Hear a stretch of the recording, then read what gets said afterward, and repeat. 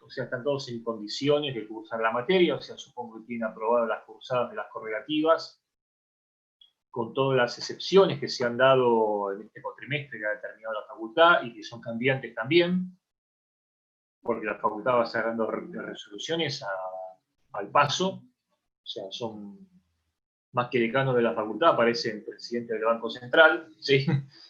Van sacando resoluciones un día sobre la marcha, según cómo venga la cosa, tratando de sostener esto, sin que se venga toda la facultad abajo.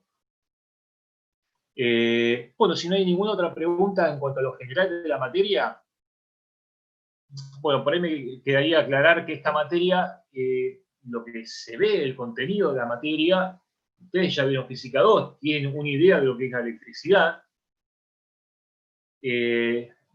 Para distinguirnos bien de lo que es la electrónica, o sea, que es la otra rama, digamos, nuestros hermanos o primos lejanos, que alguna vez fueron materias en común, que hace ya varias décadas se separaron, incluso la electrónica se separó en distintas especialidades a su vez, en lo que es comunicaciones, lo que es robótica, lo que es control, lo que es ahí no me hay otra aplicación, pero bueno. Y a su vez la informática se separó de la electrónica también. A nosotros lo que nos interesa es la energía eléctrica como energía en sí, como insumo para todo proceso. Nos interesa generarla, transportarla, distribuirla y hacer uso de esa energía como tal, digamos, ¿sí? Como nosotros manejamos generalmente magnitudes grandes de corrientes y tensiones. Nosotros hablamos de megawatts de potencia, de kilovolt de tensión, de cientos o decenas de amperes o miles de amperes, mientras que los electrónicos hablan de el microvolt, el nanoampere, o sea, ellos estudian básicamente señales y la información que transmiten esas señales eléctricas. A nosotros la señal mucho no nos interesa, para nosotros, como vamos a ver ahora, la señal es una onda sinusoidal y punto, no transmite ninguna información, solamente transmite potencia, ¿sí? Transmite fuerza, transmite energía. Esa energía eléctrica nosotros vamos a compartir en iluminación, sonido, fuerza motriz, energía química, algún proceso químico, lo que sea.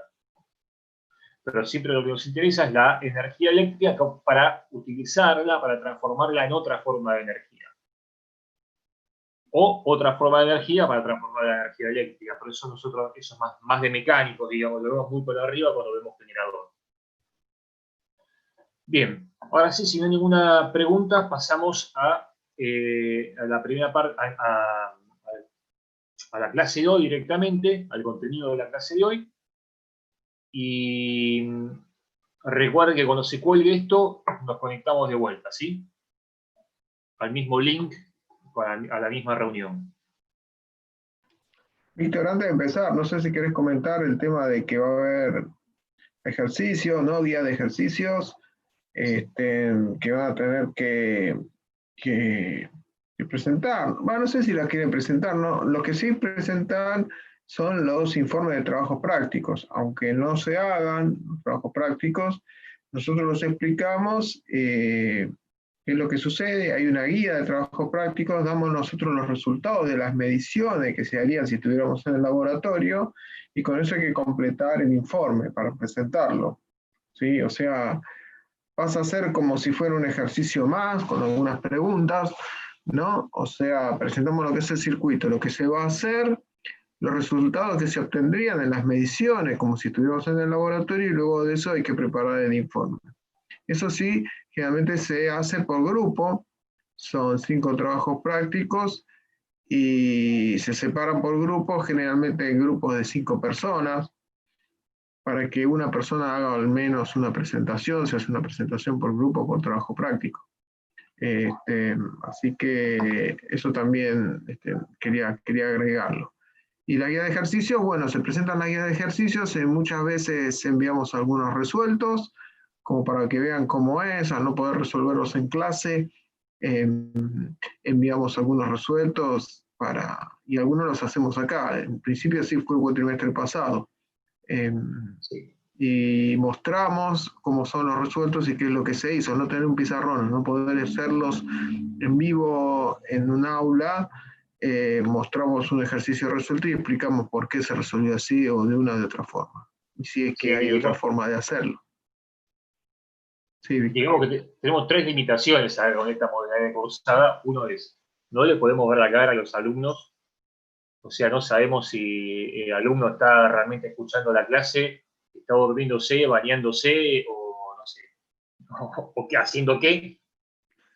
como se ha visto en los diputados, con los diputados. Sí, está, sí, mejor que hablemos.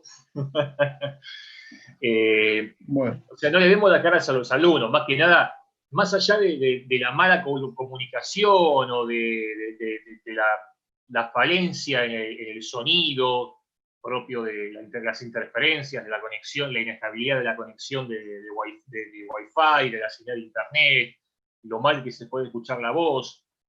No tenemos una persona enfrente como para consultarla fácilmente. Si uno quiere hacer una consulta de uno de estos tipos en un aula uno levanta la mano y listo. Acá, hasta que uno agarró el mouse o el celular, se puso a buscar dónde está el micrófono y apretó para hacer una consulta, ya pasaron 10 valiosos segundos más o menos, ¿sí? Y ya el profesor está por otra cosa.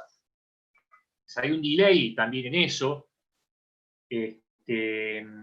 O sea, tenemos la ventaja que no nos podemos ver cara a cara, no tenemos un pizarrón para explicar las cosas, salvo que manche la pared de mi casa, que no lo voy a hacer porque la facultad no me va a pagar pintar la casa de vuelta. Y tampoco tenemos el laboratorio, no solamente el laboratorio, sino también ver los elementos, ver las cosas y ver las instalaciones. Por ejemplo, nosotros siempre, cuando veíamos instalaciones, nos sacábamos a los alumnos a pasear por el piso y les mostrábamos las instalaciones eléctricas de la facultad, ¿no? Para que vean lo que es un tablero eléctrico, para que tengan una idea de qué elementos tiene, no, la idea la tienen que leer, pero que vean bien qué elementos tiene, que puedan ver qué es un interruptor, qué es un seccionador, qué es un interruptor diferencial, cómo están distribuidos los circuitos, cómo son las conexiones, qué medidas de seguridad tienen y todo lo demás, ¿no? Qué datos tiene cada uno de estos elementos que se puede ver en el propio elemento. Por ejemplo, yo tengo una termomagnética, ¿qué datos puedo ver yo de esa termomagnética? ¿Qué corriente tiene? ¿Qué tipo de curva de disparo? Etcétera. Hay un montón de datos o de cosas que las vamos a suplantar, como hicimos el cuatrimestre pasado, mostrando fotos de internet, ¿no? Por ejemplo, les voy a mostrar el interruptor y lo voy a googlear, ¿qué me pasaba? El cuatrimestre pasado les quería mostrar algún interruptor y que les quería mostrar la distinta información que contenía el interruptor en su, digamos, en el plástico, ¿sí? en la carcasa, y lo terminábamos buscando en Mercado Libre, básicamente, ¿no? Porque era lo primero que te aparecía ¿cómo se llama? En Google, ¿sí? Googleabas interruptor, no sé, de 63 amperes y te tiraba una foto de interruptor de Mercado Libre. Pero bueno, ingeniándonosla con esas cosas, podemos graficar un poco lo que vamos explicando acá. Las primeras clases son más teóricas. Las primeras dos clases son más teóricas. Ya la clase que viene vamos a empezar a ver un par de conceptos más prácticos, menos aburridos que los de hoy. Hoy es la clase más densa, digamos. A partir de las clases que vienen ya van a haber cosas más prácticas, más interesantes, ¿sí? Pero lo que vemos hoy es los ladrillitos, digamos, es las fundaciones, ¿sí? Son el sostén de todo lo que vamos a ver en la materia de acá en adelante. No sé si arrancan ahora porque quedan pocos minutos, pero bueno. Si alguno tiene alguna consulta, bueno, entonces pasamos directamente a la clase. Comparto pantalla. el tema del horario, Víctor, no hablamos nada, me parece. A veces nos extendíamos algo más de las 10 y empezábamos a las 19. Así fue el cuatrimestre pasado. Tuvimos más días, más encuentros el cuatrimestre pasado que lo que está ahora en el cronograma. Por eso no sé si tal vez alguna clase se extienda más, me parece que va a ser necesario, porque si no, no va a entrar todo esto. Sí, igualmente quisiera saber primero bien cuál va a ser la cantidad de alumnos que va a quedar, ¿no? Porque había inscritos 22, tenemos ahora cursando 12, y no sé si el resto va a venir, si no va a venir, si se van a cambiar de curso. Aparte van a llegar alumnos condicionales también, van a ser asignados. Por ahí algún alumno que también se quiera cambiar de curso, no lo sé. No sé cómo va a quedar definitivamente configurado esto en cuanto a alumnos. Por eso el tema de horarios me gustaría arreglarlo después del 10 de octubre, cuando ya esté arreglado todo el tema de los alumnos, digamos. ¿Cuál va a ser finalmente el plantel de alumnos con el que contemos, ¿no? Bueno, ¿se ve bien ahí? Sí, Víctor, se ve bien.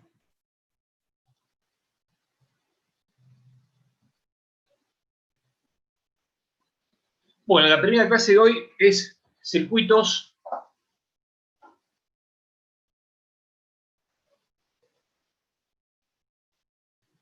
eléctricos, ¿sí?, en corriente alterna, o lo que llamamos sistemas eléctricos monofásicos. Vamos a empezar primero dando una definición de circuitos, presentar sus elementos, los elementos que vamos a encontrar en un circuito eléctrico desde el punto de vista teórico. Todo esto que vemos hoy es bien teórico, bien de teoría de circuitos, que no solamente aplica a circuitos eléctricos, esto se puede generalizar y se puede ver circuitos mecánicos, circuitos de distintos circuitos hidráulicos, distintos tipos de circuitos. Básicamente un circuito es un sistema, ¿sí? Un sistema por el que fluye energía entre distintos elementos que se van intercambiando, se van pasando esa pelota, se van pasando la energía entre esos distintos elementos. Y hay elementos que son fuentes, que aportan energía al circuito y hay otros al sistema, y hay otros elementos que son consumidores, o sea, que sacan de ese sistema la energía, ¿no? En rigor, un circuito eléctrico es una trayectoria cerrada compuesta por dos o más componentes eléctricos interconectados. Uno de esos elementos, obviamente, tiene que ser alguna fuente como para que tenga algo de gracia el sistema. Si yo conecto una resistencia con otra resistencia, no pasa absolutamente nada. No hay flujo de energía, no hay nada. Dentro de lo que son los circuitos, se llama topología, ¿sí? Topología es toda digamos, la rama que estudia, ¿cómo decir?, la parte gráfica o la parte de conformación de los circuitos. No sé si vos aquí tenés alguna definición más acertada para lo que es topología. Digamos que es una forma de representar, ¿no? Uno adopta diferentes símbolos y con ello arma lo que justamente llamamos un circuito, ¿no? Que tiene, digamos, una cierta excitación y alimenta unos ciertos elementos que simulan lo que ocurre en la realidad. Básicamente Sí, es acá eso. me suena, me suena similar a la palabra topográfico, ¿no? Donde gráfico es algo gráfico y acá es algo lógico, es un topo lógico y otro es un topográfico. No sé qué significa topo, ¿no? Más allá del animal. No sé en latín qué debe significar, pero bueno, topología se refiere básicamente a eso, a lo que decía Ariel. Entonces, nosotros en los circuitos eléctricos definimos nodos, ramas, mallas y obviamente componentes eléctricos. Un nodo va a ser un punto donde concurren dos o más componentes, una rama va a ser un tramo entre dos nodos, y una malla va a ser una trayectoria cerrada, ¿sí? O sea, varias ramas interconectadas que me ofrecen un camino cerrado. Vamos a pasar a ver ahora a los componentes eléctricos, ¿sí? Tenemos componentes, tenemos tipo activos, pasivos y reactivos. Y después tenemos conductores. Los conductores son neutros, digamos, no juegan, solamente son lo que la palabra dice, son elementos que conducen la energía eléctrica, idealmente, ¿no? O sea, que no presentan ni disipación ni generación de energía. O sea, simplemente es el canal por donde circula la energía eléctrica, como si fuese una especie de caño por donde circula el agua. Después tenemos los elementos activos, que son básicamente las fuentes de tensión. Aguarden un segundo.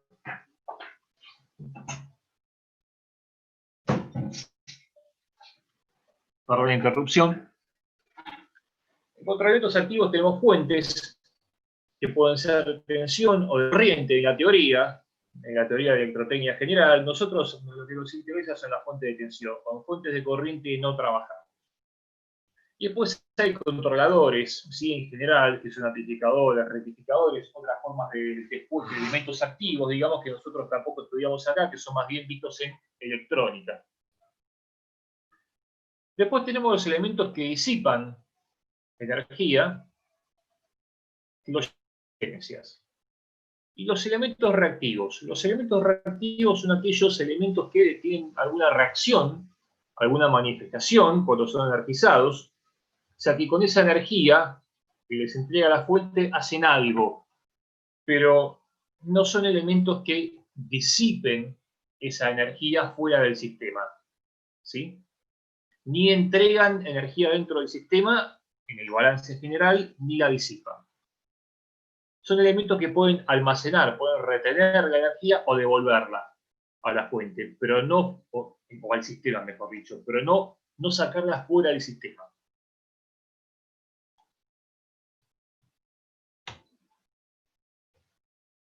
De esos elementos hay dos, capacitores e inductores, si les suena de física 2, ¿sí? Inductancia y capacidad. Después, en un circuito tenemos dos magnitudes. La tensión eléctrica, que es la diferencia de potencial entre los puntos, y la corriente eléctrica, que es el flujo, desde el punto de vista de la teoría clásica, digamos, de la física clásica, es el flujo de unidad de carga por unidad de tiempo, que la medimos en ampere, mientras que la tensión la medimos en volt. Los parámetros que vinculan estas dos, en cualquier circuito eléctrico hay otros elementos, ¿sí? Y esos elementos tienen básicamente parámetros resistivos, inductivos y capacitivos. Estos parámetros, digamos, de los elementos que van en los circuitos, conjuntamente con las fuentes, van a determinar la relación entre estas magnitudes de tensión y corriente, que son la resistencia, la inductancia y la capacitancia. Símbolos R, L y C, unidades Ohm, Henry y Faraday. La resistencia es una medida de la oposición al pasaje de la corriente. Un elemento que está sometido a una tensión ofrece una determinada resistencia al pasaje de la corriente. Si no ofrece ninguna resistencia, es un conductor. La inductancia es una medida de la oposición a la variación de corriente de un elemento que está sometido a una variación de flujo magnético. Ya estamos empezando a mezclar magnetismo con electricidad. Y como ustedes saben de física 2, en realidad hay una única entidad que es el electromagnetismo, una sola fuerza que es la electromagnética, el campo electromagnético. Por más que nosotros en forma macro a veces los separamos en campos eléctricos y campos magnéticos, el magnetismo y la electricidad están intrínsecamente relacionados, o sea, son la misma cosa. Son dos manifestaciones de una misma cosa. Y por el otro lado, la capacidad es una medida de oposición a la variación de tensión. Cuando hay una variación de ¿qué? Con una variación de carga eléctrica. ¿Sí? Un capacitor, placas en paralelo que almacenan carga. Entonces, si hay una variación de la carga eléctrica, ¿sí? La medida de la oposición a la variación de la tensión que hay entre esas dos placas, la diferencia potencial que hay entre esas dos placas, se lo llama capacidad. Y por otro lado, la inductancia de la oposición a la variación de corriente, ¿sí? Cuando hay una variación de flujo magnético. O sea que... Fíjense, quería agregar algo, Víctor. Fíjense que está la palabra, en ambos casos está la palabra variación ahí, ¿no? Es algo que se opone a algo que varíe, ¿sí? Tanto una corriente, que varíe una corriente, como que varíe una tensión, ¿sí? O sea, una resistencia solamente se opone a la circulación de una corriente, supónganse.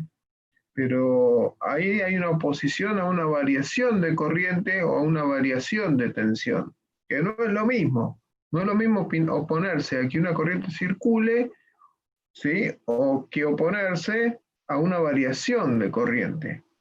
¿Mm? Después con las ecuaciones uno va a representar eso, con las ecuaciones uno representa eso luego y analiza qué es lo que pasa.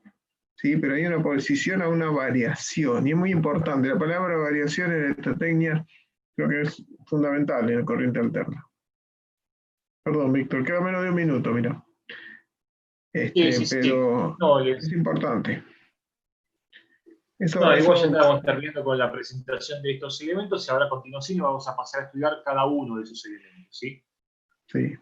Así en forma teórica cada uno de esos elementos y después vamos a empezar con algunos conceptos más que son valores eficaces y fasores y ya directamente con esos conceptos podemos pasar a la parte práctica. No nos queda mucho, pero un poco de tiempo hasta que se termine esto y volvemos a entrar enseguida, ¿sí? Sin descanso. En la segunda sí hacemos un recreo de un par de minutos.